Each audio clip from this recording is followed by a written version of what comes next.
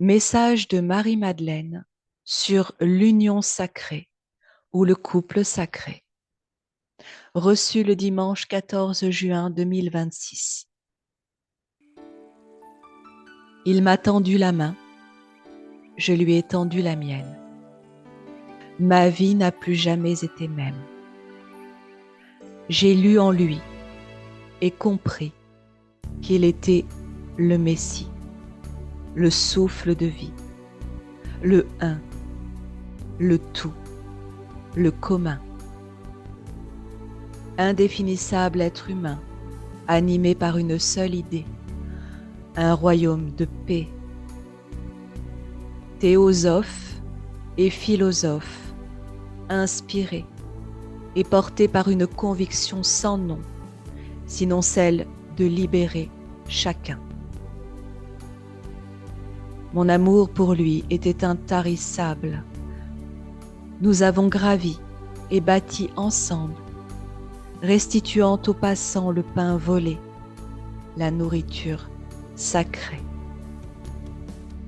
Notre chemin est celui de la foi, de l'émergence et de l'abondance, et invitons à marcher dans nos pas, afin de retrouver la vision du cœur et de l'esprit. À ses côtés, je me suis sentie colombe. À mes côtés, il s'est senti admirablement aimé. Ensemble, nous avons volé, dessinant dans le ciel les roses éternelles.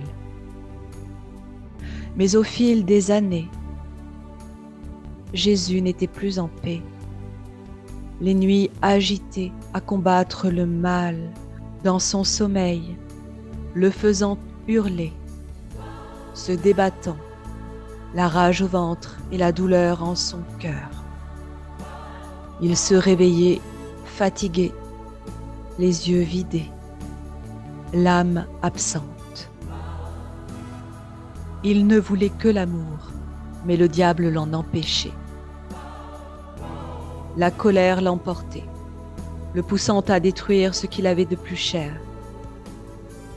Me traitant de putain, le doigt pointé vers mon âme meurtrie, alors agenouillé devant lui, voyant le pire dans ses yeux noircis.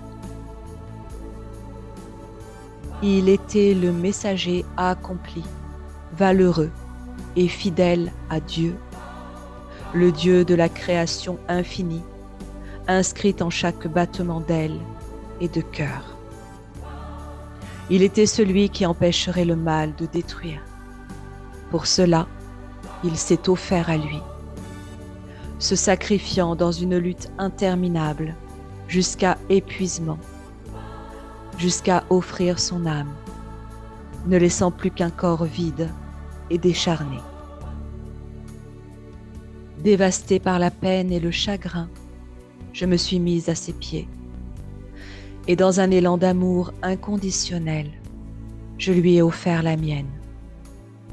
J'étais lui, il était moi.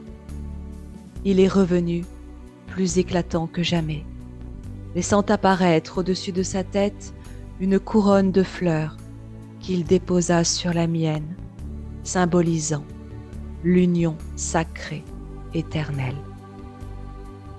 Marie-Madeleine.